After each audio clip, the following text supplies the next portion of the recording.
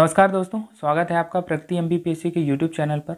Last lecture में हमने विगत वर्षों वर्ष 2015, 16 और 17 में जो भी केस स्टडीज़ पूछी गई हैं उन्हें हल करने का एक प्रयास किया था। आज के इस लेक्चर में हम इसी क्रम को आगे बढ़ाते हुए वर्ष 2018 और 19 में जो भी केस स्टडीज़ पूछी गई हैं उन्हें हल करने का प्रयास करेंगे। तो सबसे पहले हम वर्ष 2018 में जो भी केस स्टडीज़ पूछी गई हैं उन्हें देख लेते हैं। वर्ष 2018 के अगर हम पहले केस स्टडी को देखें तो यह परीक्षा प्रणाली की विसंगति को दर्शाती है जो राज्य या देश की शिक्षा व्यवस्था पर प्रश्न खड़ा करती है।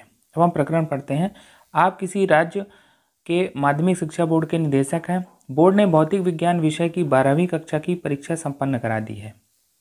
परीक्षा संपन्न होने के एक हफ्ते बाद आपको कुछ सूत्रों से पता चलता है कि संभवतः परीक्षा प्रारंभ होने से पूर्व ही किसी स्कूल और कोचिंग संस्थान की मिलीभगत से प्रश्न पत्र लीक हो चुका था। यहाँ पर हमें दो तरह के मुद्दे दिखाई देते हैं। स्कूल और कोचिंग संस्थान की मिलीभगत, तो यहाँ पर कोचिंग्स को बढ़ावा दिया जा सकता है, तो शिक्षा के व्यापार को प्रोत्साहन दिया जा रहा है, यानी स्कूल व कोचिंग का छात्र व उनके परिजनों के दिमाग में बुरा असर पड़ सकता है। दूसरी चीज़ है कि प्रश्न पत्र लीक हो चुका है, यानी लोक सेवा के मूल्यों का हनन हुआ है, पद का दुरुपयोग हुआ है, शक्तियों का दुरुपयोग हुआ है। हो सकता है कि भ्रष्टाचार भी इसमें सम्मिलित हो। देश के भविष्य के साथ लापरवाही है। क्यों? क्योंकि शिक्षा व्यवस्था के प्रति लोगों में जो जन विश्वास उसमें कमी आएगी, बच्चों का भविष्य संकट में आ सकता है। तो इस प्रकार की समस्याएं यहाँ निहित है। और आगे चलते हैं।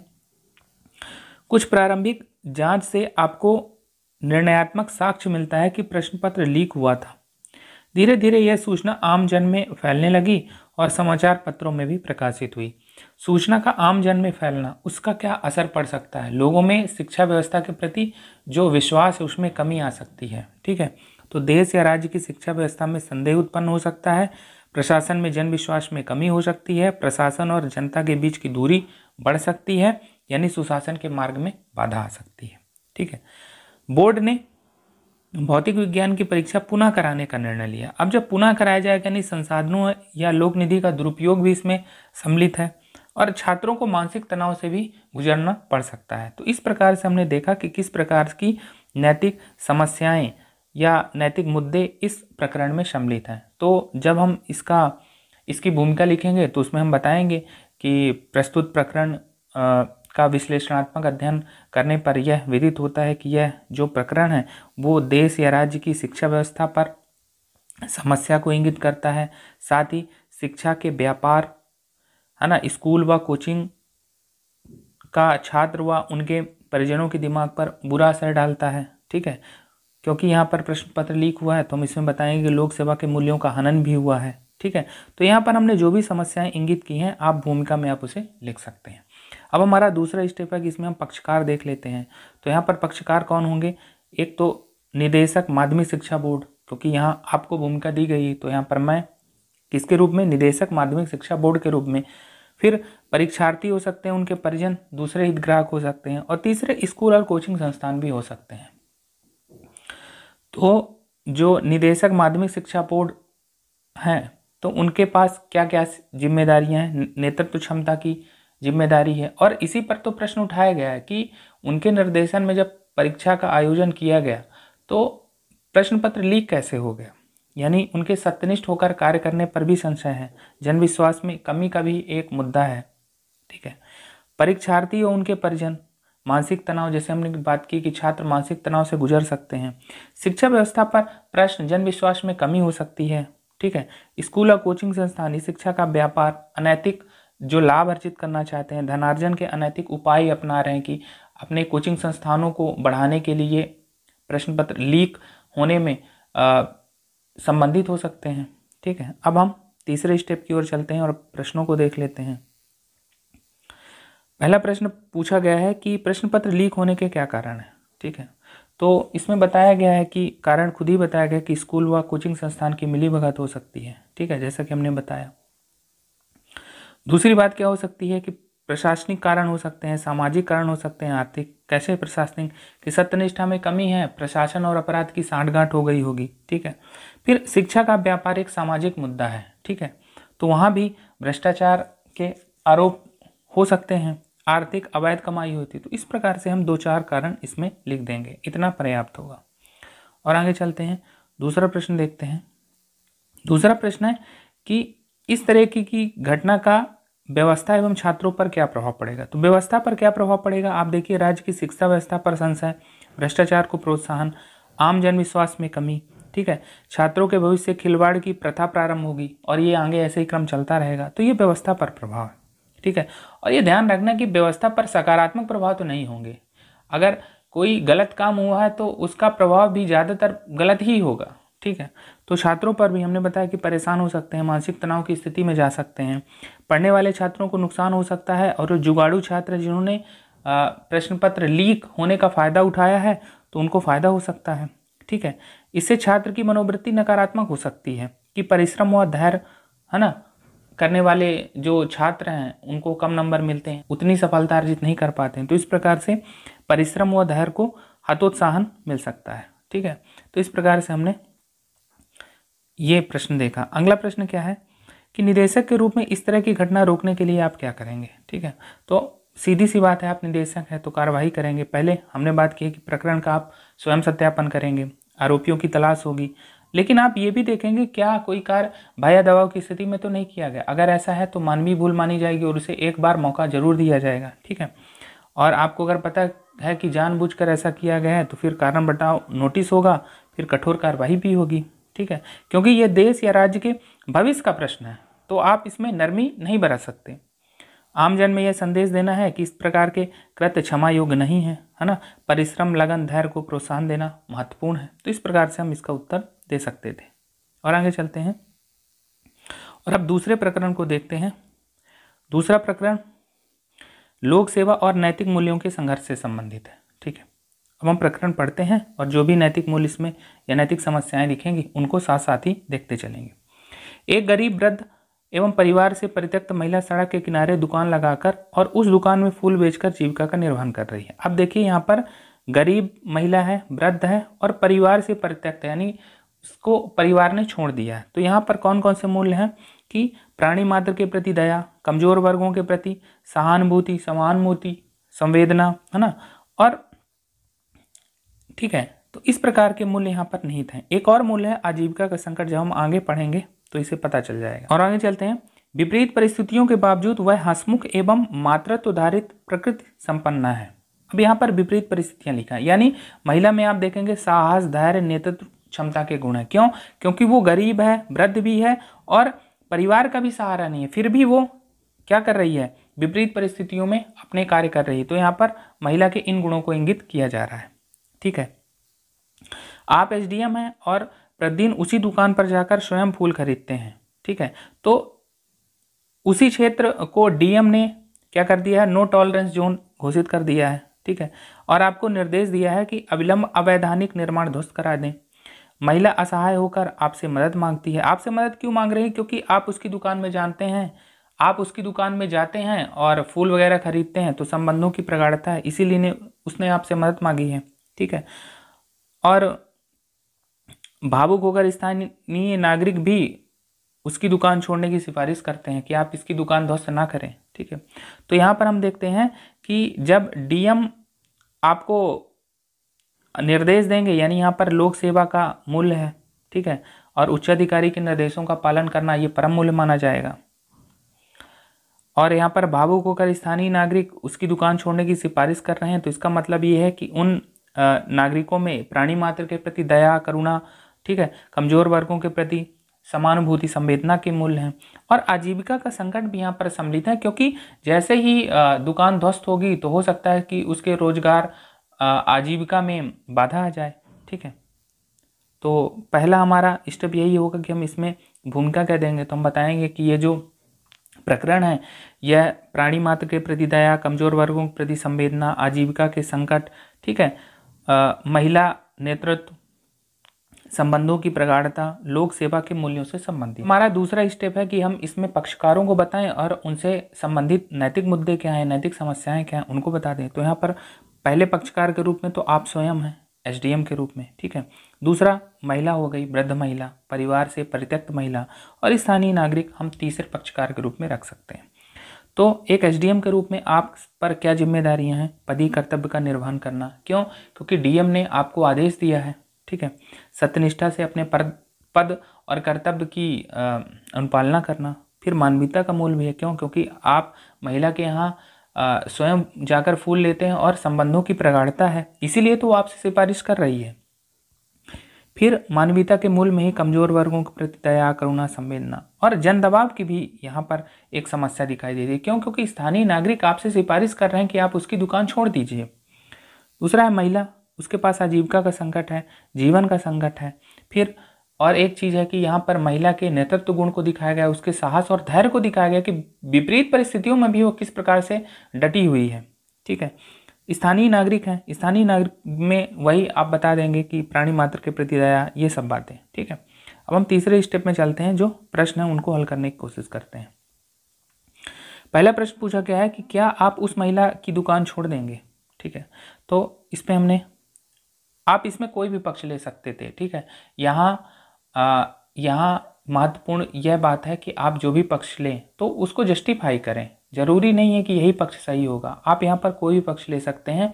या तो उसकी दुकान ध्वस्त करा सकते हैं या ध्वस्त नहीं भी कराएं, लेकिन उसमें आपको स्पष्ट कारण बताने होंगे और उसको जस्टिफाई करना होगा। केस स्टडी का मतलब यही है। तो हमने यहाँ पर बीच का मार्ग अपनाया है। देखते हैं क्या हो सकता है। क्या आप उस महिला की दुकान छोड़ देंगे? तो हमने यहाँ पर कोशिश की है। लोक सेवक एसडीएम होने के नाते मेरा परम मूल्य है अपने उच्च अधिकारी के निर्देशों का पालन करना, लेकिन असहाय महिला की सहायता करना मानवीयता के साथ ही प्रशासनिक मूल्य भी है। क्यों? क्योंकि कमजोर वर्गों के प्रति दया करना ये तो प्रशासनिक मूल्य भी है। तो हम मध्यम मार्ग अपनाएंगे, ठीक है। यानी नो टॉलरेंस जोन में स्थित निर्माण को हटाने के प्रयास के साथ ही उस असहाय महिला के पुनर्वास की व्यवस्था भी करेंगे, ठीक है। मतलब पुनर्वास की व्यवस्था का मतलब है कि अन्य जगह हम उसे परमिट कर सकते हैं जहां नो टॉलरेंस जोन हो, ठीक है, या नो टॉलरेंस जोन के बाहर हम उसको पुनर्वास की व्यवस्था कर सकते हैं। असहाय महिला की दुकान हटाने में उसके नुकसान को कम से कम करने का प्रयास करेंगे, ज़्यादा नुकसान ना हो, असुविधा ना हो उसे, ठीक है। तो इस प्रकार से हमने मध्यम मार्ग अपनाया। अब हम दूसरे प्रश्न की ओर चलते हैं। आप स्थानीय नागरिकों को उनकी सिफारिश के संदर्भ में क्या जवाब देंगे? क्योंकि स्थानीय नागरिकों ने आपसे अनुरोध किया है कि आप उस महिला की दुकान को छोड़ दें, ठीक है। तो यहाँ भी आप कोई भी डिसीजन ले सकते थे, लेकिन आप कोशिश करें कि मध्यम मार्गी हों, ठीक है। सिविल सेवा का जो मूल्य है वो परम मूल्य है आपके लिए। मानवीयता को भी आपको ध्यान रखना है। तो स्थानीय नागरिकों की सिफारिश के कारण क्या है? क्योंकि महिला गरीब है, वृद्ध है, परिवार से परित्यक्त है, विपरीत परिस्थितियों में भी खड़ी हुई है, साहस, धैर्य और नेतृत्व का परिचय दे रही है, इसीलिए नागरिक वहां उसकी सिफारिश कर रहे हैं। तो आपका क्या निर्णय होगा? मैं स्थानीय नागरिकों के समक्ष अपने कर्तव्य की प्रतिबद्धताओं को रखूंगा, ठीक है, कि लोक सेवा का परम मूल्य क्या है। साथ ही उन्हें यह भी आश्वासन दूंगा कि असहाय या कमजोर वर्ग के प्रति संवेदना, मानवीयता का मूल्य भी प्रशासनिक मूल्यों का अंग है। अतः प्रशासन असहाय महिला के पुनर्वास हेतु प्रतिबद्ध है, ठीक है। और साथ ही उन्हें कानून के शासन सुशासन हेतु आवश्यक प्रयासों के प्रति जागरूक भी करूंगा, ठीक है, जो समानता का व्यवहार है, ठीक है। तो इस प्रकार से हम उत्तर दे सकते थे। अगला प्रश्न देख लेते हैं। कौन से मूल्य प्रश्नगत हैं यदि आप उसकी दुकान छोड़ने का निर्णय लेते हैं? कहने का आशय यह है कि यहाँ पर उसके जो निर्माण है उसको हम ध्वस्त नहीं करते हैं। इस पर प्रश्न पूछा जा रहा है कि कौन से मूल्य प्रश्नगत होंगे। तो सत्यनिष्ठा का मूल्य हो सकता है कि उच्चाधिकारी के निर्देशों का उल्लंघन, क्योंकि उसने कहा कि नो टॉलरेंस जोन में जो भी निर्माण है उनको ध्वस्त कर दिया जाए, तो कानून के शासन में बाधा, यह मूल्य इसमें प्रश्नगत है। अगला मूल्य कौन सा प्रश्नगत होगा कि भावनात्मक समझ, संबंधों की प्रगाढ़ता में परम मूल्य जो लोक सेवा के मूल्यों का पालन है उसमें भूलना, है ना। तो आप भावना में बह गए, ऐसा कहा जा सकता है, ठीक है। तो ये भी मूल्य प्रश्नगत है। फिर समानता का मूल्य कि आपने अन्य निर्माण तो ध्वस्त किए लेकिन महिला को जो इससे छूट दे दी, तो समानता का मूल्य भी प्रश्नगत होगा।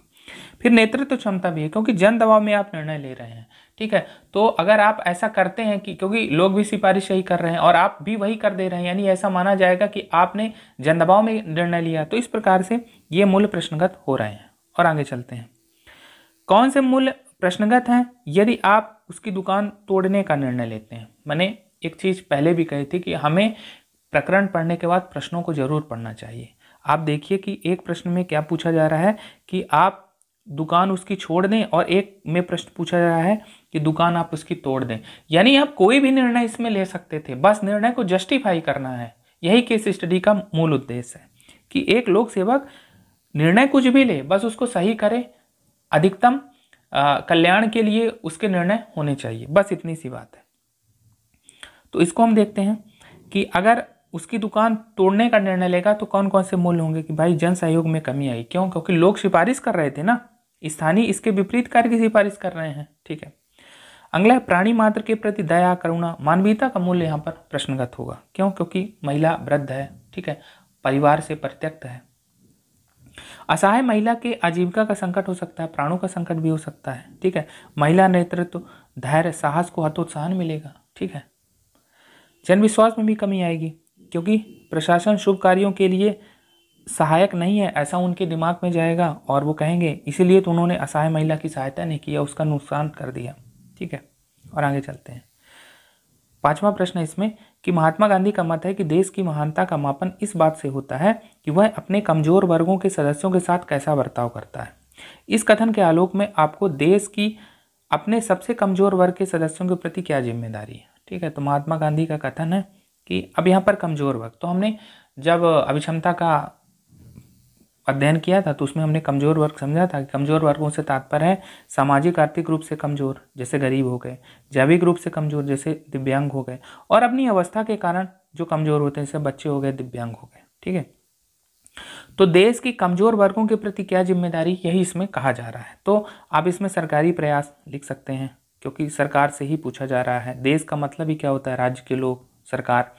देश के कमजोर वर्गों के साथ सकारात्मक भेदभाव करके उन्हें देश की विकास की धारा के साथ जोड़ने के लिए सरकार संकल्पित है।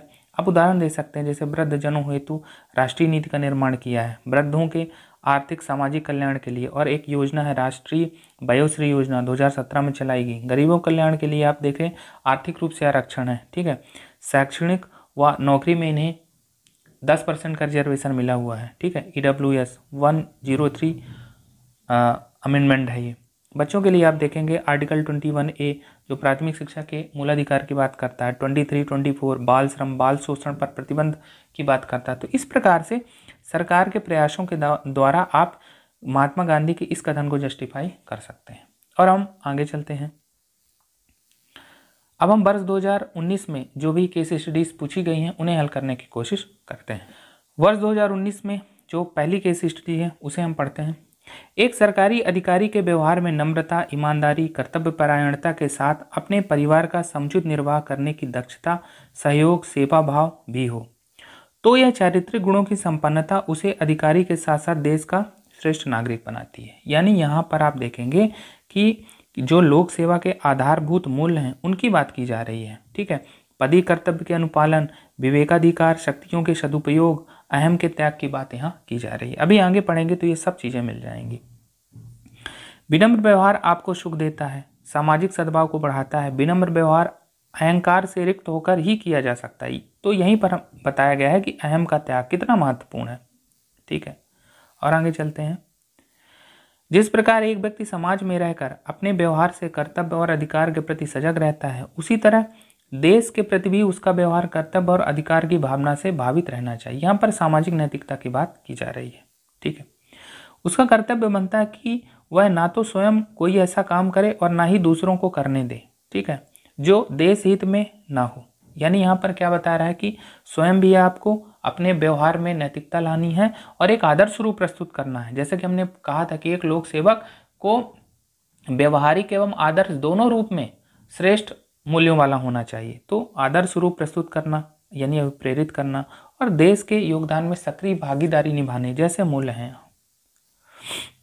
देश के सम्मान और संपत्ति की रक्षा सरकारी अधिकारी का परम दायित्व है। ठीक है, तो वही है संसाधनों का दुरुपयोग ना हो, सदुपयोग का मूल्य, लोक निधि के सदुपयोग, सकारात्मक कार्य संस्कृति, देश की एकता और अखंडता और सुरक्षा को सुनिश्चित करना, ये लोक सेवक का एक परम मूल्य माना जाता है। तो इस प्रकार से हम बता सकते हैं कि उपरोक्त प्रकरण में लोक सेवा के आधार मूल्यों की बात की गई है। ठीक है, इसी के अंतर्गत सामाजिक नैतिकता, ठीक है, लोक सेवा के परम मूल्यों की बात की गई है। तो ऐसे ये सब बातें जो हमने यहाँ पर की हैं, आप इन सबको भूमिका में लिख सकते हैं। और आगे चलते हैं। यहाँ पर अगर आप पक्षकारों की बात नहीं भी करेंगे तो चल जाएगा। अब हम सीधे प्रश्न ही देख लेते हैं, क्या प्रश्न पूछे गए हैं कि व्यक्ति का विनम्र व्यवहार कैसे सबके लिए आवश्यक और सुखदायी है। तो यहाँ पर क्या बताया गया कि विनम्र व्यवहार के लिए आवश्यक है कि आप अहम का त्याग करिए। अहम का त्याग करने से आपको कर्तव्य बोध होगा और व्यापक जनहित में आप कार्य करेंगे, परोपकार परमार्थ के कार्य करेंगे और समानुभूति के लिए कार्य करेंगे। ठीक है, तो आप इसमें और भी बातें लिख सकते हैं, मैंने यहाँ पर केवल की पॉइंट्स रखे हैं। ठीक है, और आगे चलते हैं। फिर विनम्र व्यवहार के लिए क्या आवश्यक है, तो उन्होंने बताया कि अहम का त्याग। ठीक है, तो इसको आप और एक्सप्लेन करें। ठीक है, यहाँ पर मैंने केवल कीवर्ड यूज़ किया है क्योंकि हमने अभी तक केस स्टडी में इतनी चर्चा कर ली है कि अब हम सक्षम हैं। और आगे चलते हैं। देश और समाज के प्रति एक सरकारी अधिकारी का व्यवहार और कर्तव्य कैसा होना चाहिए। तो हमने बताया था कि उसका व्यवहार कर्तव्य आदर्श रूप में होना चाहिए, समाज को प्रेरित करना चाहिए। ठीक है, तो वही चीज़ में बताया कि चारित्रिक श्रेष्ठता और लोक सेवा के आधारभूत मूल्यों का पालन करने वाला होना चाहिए। ठीक है, और कर्तव्य लोक सेवा के आधारभूत मूल्य ही उसके कर्तव्य हैं। ठीक है, अगर वो ऐसा करता है तो अहम का त्याग होगा और सामाजिक सद्भाव आएगा, विनम्रता आएगी। तो ये सब बातें आप ऐसे ही लिख सकते हैं। और अब हम आगे चलते हैं और वर्ष 2019 में जो दूसरी केस स्टडी पूछी गई है उसे देख लेते हैं। अब हम प्रकरण को पढ़ते हैं। रेजिडेंट वेलफेयर एसोसिएशन के अध्यक्ष ने आपको संबोधित पत्र में अपनी कॉलोनी में वायु प्रदूषण की स्थिति पर ध्यान आकृष्ट कराने हेतु लिखा है। ठीक है, वायु प्रदूषण की स्थिति का मतलब है यहाँ पर पर्यावरण के प्रति संवेदनशीलता को इंगित किया जा रहा है। ठीक है, कॉलोनी के मुख्य द्वार पर जो कूड़ा घर बना है उसकी गंध से आसपास रहने वाले लोग परेशान रहते हैं। ठीक है, तो यहाँ पर क्या बताया जा रहा है कि आप देखेंगे कि यहाँ पर प्राण एवं दैहिक स्वतंत्रता की बात की जा रही है। क्यों? क्योंकि लोगों को परेशानी हो रही है उसकी गंध से। ठीक है, तो सांस व फेफड़ों की बीमारी हो सकती है। ठीक, पहले शहर में अंधाधुंध औद्योगिकरण से वायु प्रदूषण में तेजी से वृद्धि हो रही है। ठीक है, तो यहाँ पर बताया गया है कि किस प्रकार जो अंधाधुंध औद्योगिकरण है वो वायु प्रदूषण के लिए जिम्मेदार है। कारखानों की चिमनियों से 24 घंटे निकलने वाला धुआं वातावरण को विषाक्त बना रहा है। सड़कों पर वाहन की बढ़ती संख्या वायु प्रदूषण को निरंतर बढ़ा रही। तो इस प्रकार से कारण बताए जा रहे हैं कि वायु प्रदूषण के कारण क्या हैं। लोग सांस और फेफड़ों की बीमारी से ग्रस्त हो रहे हैं। तो हमने बात की कि प्राण एवं दैहिक स्वतंत्रता का प्रश्न है यहाँ। साथ ही शहर पर बढ़ती जनसंख्या वायु प्रदूषण के लिए उत्तरदायी है। तो एक कारण और बताया गया है, बढ़ती जनसंख्या, क्योंकि सुविधाओं के विस्तार के लिए वृक्षों का काटान जारी है और वायु प्रदूषण के गुणात्मक रूप से बढ़ने का कारण बनेगा। जब आप वृक्ष काट देंगे तो वायु प्रदूषण की गुणात्मकता में यानी वो और ज़्यादा बढ़ेगा। ठीक है, आपको एक सक्षम अधिकारी के रूप में वृक्षों के संरक्षण के उपाय खोजने चाहिए। पर्यावरण की सुरक्षा के लिए अधिक से अधिक वृक्ष लगाना आवश्यक है। कॉलोनी वासियों के कूड़ा घर निस्तारण की दिशा में भी आवश्यक कार्रवाई करनी चाहिए। अब हम प्रकरण की भूमिका को समझ लेते हैं कि हम इसकी भूमिका में क्या लिखेंगे। ठीक है, तो क्योंकि जो ये प्रकरण है वो पर्यावरण के प्रति संवेदनशीलता को इंगित करता है, तो अब हम इसमें बताएंगे कि प्रस्तुत प्रकरण पर्यावरण प्रदूषण की गंभीरता को इंगित करता है। ठीक है, इसमें प्राण एवं दैहिक स्वतंत्रता का मूल्य निहित है और जो वायु प्रदूषण या पर्यावरण का जो अवक्षय हो रहा है उससे संबंधित मुद्दे शामिल हैं इसमें। ठीक है, अब हम आगे चलते हैं और इसमें पक्षकार आप नहीं भी लिखेंगे तो चल जाएगा क्योंकि आपको एक सक्षम अधिकारी के रूप में बताया गया है, और हितधारक लिख सकते हैं आप। ठीक है, प्रश्न ही देख लेते हैं इसमें डायरेक्ट। महानगरों में वायु प्रदूषण के प्रमुख कारण क्या है। तो यहाँ पर बताए गए हैं कि अंधाधुंध औद्योगिकरण, सड़कों पर वाहनों की बढ़ती संख्या, बढ़ती जनसंख्या, वृक्षों का कटान, कूड़ा करकट का अनुचित निस्तारण। तो ये सामान्य कारण तो बता ही गए हैं, इसमें आप अपने से भी एक दो लिख सकते हैं। ठीक है, यहाँ पर मैंने की पॉइंट ही रखा है। ठीक है, क्योंकि ये सामान्य प्रश्न है, इनको एक सामान्य समस्या हल किया जा सकता है। बढ़ती हुई जनसंख्या का पर्यावरण पर क्या प्रभाव पड़ता है स्पष्ट कीजिए। बहुत ही सामान्य प्रश्न है। आप देखेंगे कि बढ़ती हुई जनसंख्या मतलब प्रति व्यक्ति प्रदूषण की मात्रा में वृद्धि होगी, है ना। संसाधनों का उपभोग बढ़ेगा। ठीक है, तो अतिरिक्त दबाव पड़ेगा, ये पर्यावरण पर प्रभावी तो है। और इसमें लिखा भी है कि सुविधाओं के विस्तार हेतु वृक्षों का कटान। तो ये सब प्रभाव है जो इसी में लिखे हुए थे, और भी आप अलग से लिख सकते हैं। तीसरा प्रश्न है कि पर्यावरण की रक्षा के लिए क्या करना चाहिए। तो तो यहाँ पर पर्यावरण संरक्षण के सरकारी प्रयास बता देने हैं। तो सरकारी प्रयासों में हमने बताया कि वाहनों द्वारा उत्सर्जन पर नियंत्रण, जैसे BS6 आया, ठीक है, ऑड इवन रूल दिल्ली में चल रहा है, ठीक है। राष्ट्रीय वायु गुणवत्ता सूचकांक AQI, ठीक है। केंद्रीय प्रदूषण नियंत्रण बोर्ड, ठीक है। गंगा एक्शन प्लान जल प्रदूषण संबंधित है, क्योंकि यहाँ बात की गई है पर्यावरण ना कि वायु प्रदूषण की। तो आप और भी उदाहरण लिख सकते हैं, ठीक है। व्यक्तिगत प्रयासों में आप क्या कर सकते हैं, वृक्षारोपण कर सकते हैं, प्रदूषण की जागरूकता फैला सकते हैं, स्वयं के दैनिक व्यवहार में पर्यावरण के प्रति संवेदनशीलता ला सकते हैं, ठीक है। तो ये सब बातें ये बहुत सामान्य से प्रश्न थे, आप इनको हल कर सकते थे। और आगे चलते हैं और तीसरी केस स्टडी को पढ़ते हैं। क्या कहता है ये कि 21वीं सदी की विश्व अर्थव्यवस्था ज्ञान आधारित है, संचार तकनीक जिसकी संचालक शक्ति है, इसलिए विश्व जनशक्ति का सूचनात्मक आधारित संरचना से परिचित होना जरूरी है, ठीक है। तो यहाँ पर संचार तकनीक के महत्व को बताया जा रहा है। ठीक उसी तरह जैसे कि परिवहन तंत्र और कारों, रेलों, सड़कों और राजमार्गों से सुपरिचित है, विकसित अर्थव्यवस्था के लिए सर्वव्यापकता की व्यवस्था का मजबूत होना और संचार साधनों की सर्वसुलभता, सुपरिचितता आवश्यक है। सूचना प्रौद्योगिकी आंकड़ों, सूचना संग्रह, सुरक्षा, परिवर्तन, आदान प्रदान, अध्ययन आदि के कार्य निष्पादन हेतु कंप्यूटर के प्रयोग से संबंधित है। तो यहाँ पर परिभाषा बताई गई है कि सूचना प्रौद्योगिकी का मतलब क्या है। यह कंप्यूटर आधारित सूचना प्रणाली का आधार है जो मौजूदा समय में वाणिज्य और व्यापार का अभिन्न अंग बन चुकी है। ये उसी के बारे में बात की जा रही है कि सूचना प्रौद्योगिकी का मतलब क्या है। अर्थव्यवस्था को ज्ञान आधारित दिशा में बढ़ा रही है। संपूर्ण वैश्विक अर्थव्यवस्था तेजी से ज्ञान अर्थव्यवस्था में परिवर्तित हो रही है, इसलिए जो नियम, कायदे, कानून और क्रियाकलाप औद्योगिक अर्थव्यवस्था को चलाते थे वे अब काम नहीं आएंगे। इसका मतलब है कि ये उसमें व्यवहारिक परिवर्तन की बात की जा रही है, नई विश्व व्यवस्था को अब नए मानकों की बात, ठीक है। अब एक चीज आप यहाँ देखिए कि कहा जा रहा है कि विश्व अर्थव्यवस्था ज्ञान आधारित है, ज्ञान आधारित है। फिर संचार तकनीक में बात किया, सूचनात्मक आधारित संरचना से परिचित होना जरूरी है। यहाँ पर एक बिग डेटा का कॉन्सेप्ट है, ठीक है, जो डाटा के स्टोरेज से है, डेटा लोकलाइजेशन जो एक मुद्दा बना हुआ अभी भी भारत में, ठीक है। तो यहाँ पर हमने प्रयास किया है इसको हल करने का कि सूचना व संचार प्रौद्योगिकी का मतलब बताया है। हालांकि परिभाषा तो इसी में लिखी हुई है कि सूचना और संचार प्रौद्योगिकी का मतलब है कि कंप्यूटर के अनुप्रयोगों से संबंधित है। सूचना प्रौद्योगिकी आंकड़ों, सूचना संग्रह, सुरक्षा, परिवर्तन, आदान प्रदान, अध्ययन आदि के कार्य निष्पादन हेतु, ठीक है, कंप्यूटर के अनुप्रयोग समझ। तो परिभाषा तो यही, इसके उदाहरण हमने यहाँ पर लिखने की कोशिश की है। E governance, e commerce, artificial intelligence, internet, social media, internet of things, big data, cloud computing, virtual reality और ऑगमेंटेड रियलिटी, ये सब चीज़ें इसके उदाहरण हो गई, ठीक है।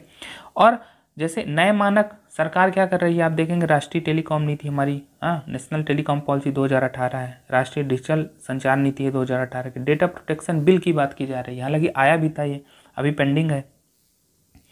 अब हम इसमें प्रश्न देखते हैं, क्योंकि इसमें हितधारक लिखने की जरूरत नहीं है, तो इसमें हम प्रश्न ही देख लेते हैं, ठीक है। पहला प्रश्न है, उपर्युक्त विषय वस्तु के मुख्य उद्देश्य क्या है। मुख्य उद्देश्य क्या है, संचार एवं सूचना जो तकनीक है उसमें वर्तमान विश्व अर्थव्यवस्था में उसको महत्व को बताना ही इसका मुख्य उद्देश्य। और भी बातें आप इसमें अपने से ऐड कर सकते हैं, हम केवल मुख्य बातों को ही यहाँ पर उठा रहे हैं।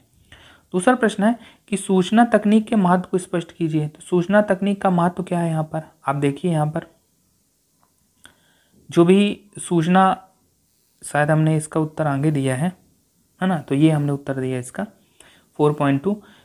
यहाँ पर सूचना एवं तकनीक का महत्व पूछा गया, तो सूचना एवं संचार तकनीक की आप परिभाषा बता देंगे, जो वहाँ पर लिखा था, हमने पढ़ा था, ठीक है, ये पढ़ा था ना, कहाँ गया, सूचना प्रौद्योगिकी आंकड़ों, सूचना संग्रह, सुरक्षा, परिवर्तन, है ना, कंप्यूटर के, तो ये आप परिभाषा लिख देंगे।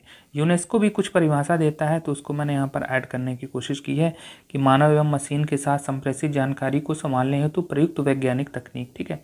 अब महत्व पूछा जा रहा है, तो ये हमने पूरा महत्व यहाँ पर लिख दिया है, ठीक है, कि विश्व अर्थव्यवस्था की संचालक शक्ति है, जैसा कि प्रकरण में भी कहा जा रहा है, कंप्यूटर आधारित सूचना प्रणाली है का आधार है, अर्थव्यवस्था को ज्ञान आधारित दिशा में आगे बढ़ा रही है, ठीक है, व्यक्ति व देश की अर्थव्यवस्था को गतिशील बनाने में सहायक है, दक्ष कुशल मानवीय संसाधन के विकास में सहायक है।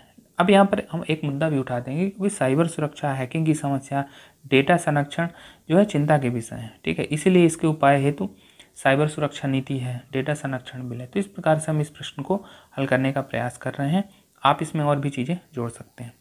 तीसरा प्रश्न क्या पूछा गया है कि यहाँ सर्वव्यापकता का क्या अर्थ है। तो सर्वव्यापकता का मतलब है कि आसानी से पहुँच सुनिश्चित होना, ठीक है, कभी भी कहीं भी, कभी भी का मतलब 24/7, है ना, कहीं भी मतलब 100% कवरेज की बात की जा रही है, सभी तक पहुँच हो और सभी पहलुओं की जानकारी उपलब्ध होना चाहिए, ठीक है।